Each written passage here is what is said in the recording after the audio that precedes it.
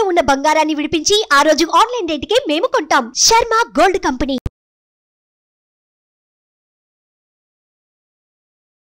నమస్తే, welcome to Suman TV. ప్రస్తుతం మనతో పాటు ఉన్నారు ప్రముఖ ఆస్ట్రాలజర్, శ్రీ విద్య ఉపాసకులు, అలానే ఎనర్జీ వాస్తు నిపుణులు శ్రీమతి జయప్రద గారు.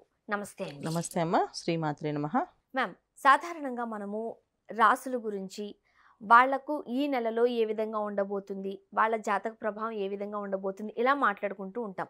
కానీ మీరు చాలా సందర్భాల్లో చెబుతూ ఉన్నారు, ఒక రాశి వారి లక్షణాలు అలానే ఉంటాయి.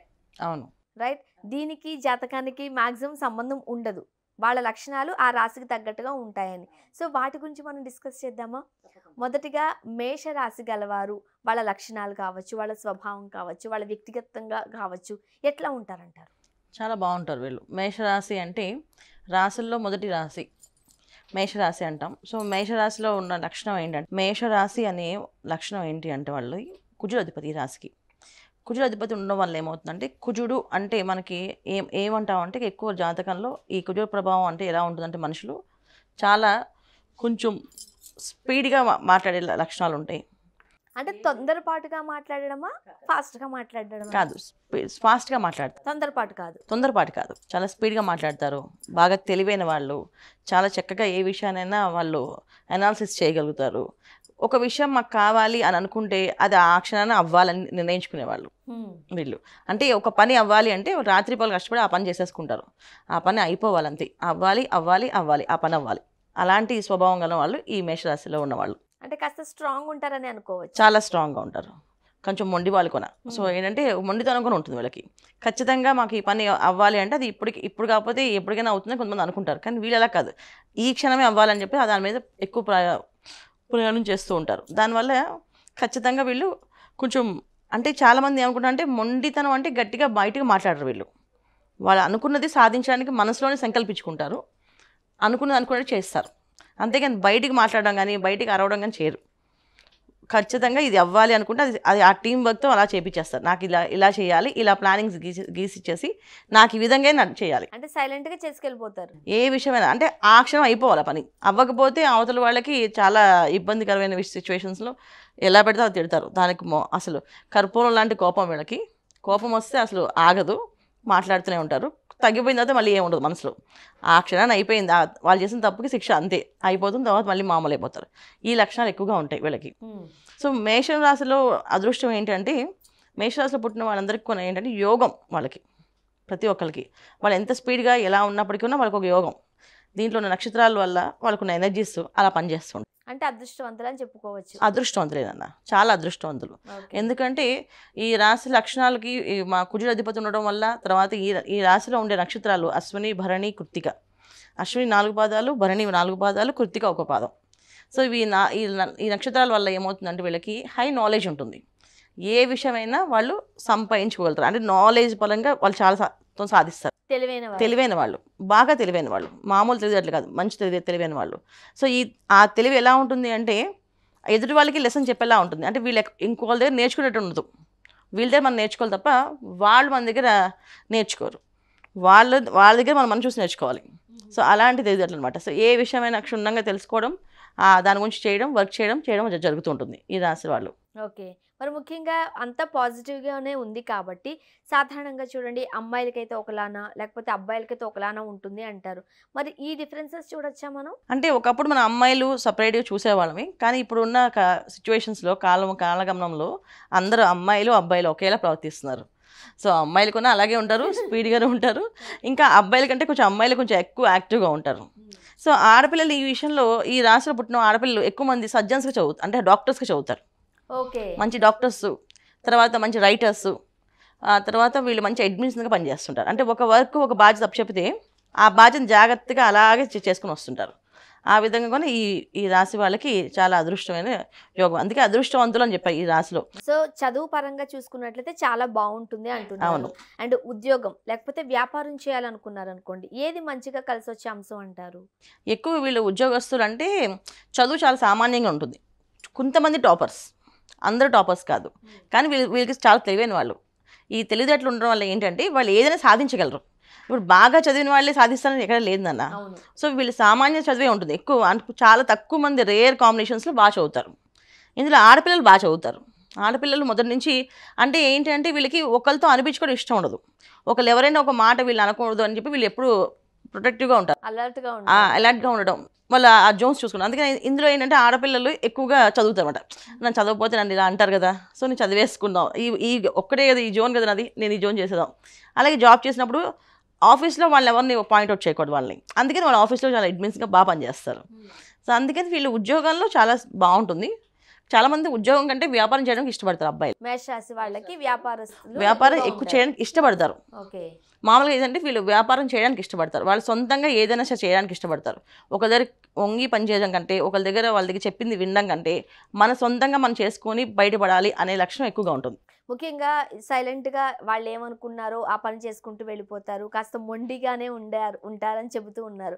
ఇప్పుడు ఆడపిల్లలు అనుకోండి, అబ్బాయిలైనా సరే, పెళ్ళైన తర్వాత ఇది కాస్త ఇబ్బందికర అంశమేనేమో. ఖచ్చితంగా వివాహ విషయంలో కొంచెం అన్సాటిస్ఫాక్షన్ ఉంటుంది వీళ్ళకి ఫుల్గా. అంటే వీళ్ళు అర్థం చేసుకునే మనస్తత్వం గల ఉండేవాళ్ళు తక్కువ మంది. ఎందుకు రీజన్స్ అంటే వీళ్ళకి ఉన్న మైనస్ పాయింట్ అది. ఫ్యామిలీ లైఫ్ కొంచెం ఇబ్బంది. అంటే ఎక్కడ వీళ్ళకి లోటు ఉంటుంది అంటే ఎవరికైనా సరే కష్టం సుఖం మనిషి జీవితంలో సహజం ఉంటుంది. ఒక ప్లస్ ఉంటే ఒక మైనస్ ఉంటుంది ఖచ్చితంగా. అన్ని ప్లస్ పాయింట్స్ ఏ మనిషికి ఉండదు, అలాగే అన్ని మైనస్ పాయింట్లు ఏ మనిషికి ఉండవు. కాకపోతే వీళ్ళకి ఉన్న అన్ని ప్లస్ పాయింట్సే ఎక్కువ. సో బంధువులు కానీ తర్వాత ఫ్రెండ్స్ కానీ ఎవరికైనా సరే మంచి సలహాలు మంచి మనస్తత్వం ఉన్నవాళ్ళు వీళ్ళు. అంటే ఎవరికైనా ఏదైనా సలహా కావాలంటే చక్కగా ఇచ్చేస్తారు, ఇలా చేసుకోవాలి ఇలా బాగుంటుందని చెప్పేసి. కానీ వీళ్ళు ఎవరి దగ్గర సలహాలు తీసుకోవడానికి ఇష్టపడరు, వీళ్ళు ఇవ్వడానికి ఇష్టపడతారు కానీ వాళ్ళు తీసుకోవడానికి ఇష్టపడరు. సో ఎదుటి వాళ్ళని చూడడము, వాళ్ళ సక్సెస్ని చూడడము, మనం చేయాలనుకోరు. కానీ నేను ఇంతకన్నా బాగా చేస్తాను చేయగలని అనే నమ్మకం ఎక్కువగా ఉంటుంది వాళ్ళకి. సో ఆ విషయంలో భార్యాభర్తల మధ్యలో గొడవలు వస్తాయి. ఇప్పుడు వైఫ్ నిజంగా తెలివైన అమ్మాయి అయి ఉండి ఆ అమ్మాయి అన్ని విధాలు బాగుంది అనుకోండి, దాన్ని యాక్సెప్ట్ చేయరు వీళ్ళు. ఒకవేళ నిజంగా అమ్మాయి బాగున్నప్పటికీ వీళ్ళు ఇష్టపడరు. వాళ్ళది బాగుంది అని అనుకుంటే లక్షణం ఎక్కువ. అంటే మేము బాగున్నాం, మేము బాగానే ఉంటాం అనే నమ్మకం ఎక్కువ వీళ్ళకి. సో దానివల్ల కొంచెం డిస్టర్బెన్సెస్ ఉంటాయి. తర్వాత ఇంట్లో ప్రతి విషయాన్ని వాళ్ళు చెప్పినట్టే నన్ను నడవాలి, అక్కడ వీళ్ళకి డిస్టర్బెన్స్ ఉంటుంది. సో ఇబ్బందికర సిచ్యువేషన్స్ ఉంటాయి. ఇంట్లో పేరెంట్స్ కూడా వీడు కొంచెం మొండివాడు చండశాసనుడు అనే పేర్లు కూడా పెడతారు తల్లిదండ్రులు కూడా కొంతమంది. సో ఏంటంటే వాడు విండమ్మా, వాడంతే, వాడు ఇలానే ఉంటాడు, వాడు చెప్పిన మాట వినాలంటే కొంచెం కష్టమే అని చెప్పుకొని అనుకుంటారు. అంటే వీళ్ళు అలా ఉంటారని కాదు, కానీ వాళ్ళ మనస్తత్వం అలాగే వాళ్ళు నడిచే విధానం మనకు అనిపిస్తుంది. మేషరాశి లక్షణాలు వాళ్ళ మీద అలా ప్రభావం చూస్తాయి. ఆరోగ్యం ఎట్లా ఉంటుంది వీళ్ళకు? హెల్త్ వీళ్ళకి ఎప్పుడు కూడా ఏ ఇబ్బంది రాదు. ఒకే ఒక ప్రాబ్లం ఏంటంటే 50 years వచ్చే ప్రాబ్లం వీళ్ళకి, హార్ట్ స్ట్రోక్స్ ఎక్కువ ఉంటాయి. సాధారణంగా మీరు అన్నట్టుగా కొన్ని ప్లస్లు ఉంటాయి, కొన్ని మైనస్లు ఉంటాయి. కాబట్టి పరిష్కార మార్గాలు ఏం సూచిస్తారు మీరు? వీళ్ళకి భయం ఉంటుంది, భక్తి ఉంటుంది. చాలా తక్కువ మంది అది భయం భక్తులు ప్రదర్శించేది అనమాట.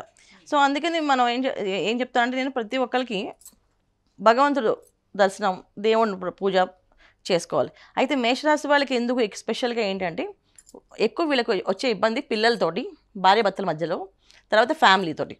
సో ఫ్యామిలీ రిలేషన్స్లో, సో ఫ్యామిలీతో సంబంధించిన ఏదైనా వ్యాపారాలు చేసిన దాంట్లో కూడా వీళ్ళకి కొంచెం ఇబ్బందికర సిచ్యువేషన్. వీళ్ళు న్యాయం ధర్మంగా ఉంటారు, అయినా ఎదుటి వాళ్ళకి అలా అనిపించదు, అలా లేరు, వీళ్ళు మమ్మల్ని ఏదో ఇబ్బంది పెట్టారు అనే లక్షణాలుగా ఎక్కువగా ఉంటాయి వీళ్ళ మీద. సో అసంతృప్తిగా ఎక్కువగా ఉంటుంది ఇంట్లో వాళ్ళకి వీళ్ళ మీద. సో వీళ్ళకి అసంతృప్తి లేకుండా వీళ్ళు ఎప్పుడు కూడా బాగుండాలంటే లక్ష్మీ నరసింహస్వామి ఆరాధన అన్న. లక్ష్మీ నరసింహస్వామి ఆరాధన చేస్తే బాగుంటుంది. అంటే లక్ష్మీ నరసింహస్వామిని ఆరాధిస్తే సరిపోతుందా, లేకపోతే ఏదైనా క్షేత్ర దర్శనం చేసుకుంటే మంచిదా? ఖచ్చితంగా లక్ష్మీ నరసింహస్వామి ఆరాధించుకోవాలి. క్షేత్ర దర్శనం ఎప్పుడు ఉంటుంది వీళ్ళకి, ప్రతి ఒక్క రాశికి క్షేత్ర దర్శనం ఉంటుంది. వీళ్ళు ఎక్కువ క్షేత్ర దర్శనం చేయాల్సిందే లక్ష్మీ నరసింహస్వామి ఆలయాలు, దేవస్థానాలు ఏవైతే ఉన్నాయో మనకి వాటికి వెళ్ళాలి, క్షేత్రాలు. సో అహోబిలము, మన యాదగిరిగుట్ట, తర్వాత లక్ష్మీ నరసింహస్వామి పానకాల స్వామి చెప్పేసి ఆ గుడికి ఎక్కువ వెళ్ళడం వీళ్ళకి మంచిది. ఓకే. సాధారణంగా ఈ రాశుల వారు ఈ కలర్స్ బట్టలు వేసుకుంటే మంచిది, లక్కీ నెంబర్ ఇది, ఈ రోజులు మంచిది, ఇవన్నీ చెబుతూ ఉంటారు కదా, అవి ఏమన్నా చెప్తారా? ఖచ్చితంగా. కాకపోతే వీళ్ళు దాన్ని ఫాలో అవ్వరు నాన్న. జనరల్గా వాళ్ళు నచ్చింది వాళ్ళు ఫాలో అవుతుంటారు.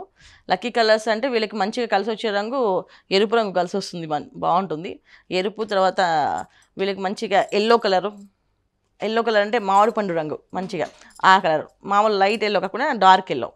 తర్వాత బంగారు రంగు, గోల్డ్ కలర్. సో ఈ రంగులు బాగా కలిసి వస్తాయి. సో ఇవి వేసుకొని వెళ్ళడం మంచిది వీళ్ళకి. ఆ రోజు వాళ్ళకి అన్ని పనులు జరుగుతాయి, అన్ని రోజులు మంచివే వీళ్ళకి. ఎందుకంటే మేషరాశి కదా, మేషరాశిలో ఉన్నది కుజుడు అధిపతి దీనికి. సో దానివల్ల ఏమవుతుందంటే వీళ్ళకి మ్యాక్సిమం 7 రోజులు వీళ్ళకి లక్కీగా ఉంటాయి, అన్లక్కీ డేస్ అనేది ఉండవు మేషరాశి వాళ్ళకి మాత్రం. మిగతా రాశి వాళ్ళకి ఉంటాయి, ఈ రాశి వాళ్ళకి అన్ని lucky dates, lucky colours. Numbers కూడా లక్కీ నెంబర్స్, ఎందుకంటే 9 నెంబర్ వీళ్ళకి lucky number. So 9 lucky number ఉన్న వాళ్ళకి ఏమవుతుందంటే వాళ్ళకి అన్నీ ఫేవర్గా వస్తాయి. ఒకసారి 9 లక్కీ అయితే అన్ని లైన్స్లో బాగుంటాయి వీళ్ళకి, ప్రతి విషయం ప్రతి నెంబర్స్ కూడా వీళ్ళకి లక్కీగా ఉంటాయి. అది ఒక మేషరాశి వాళ్ళకి అదృష్టం అనమాట, అందుకే వీళ్ళు అదృష్టవంతులు అన్నాం మనం.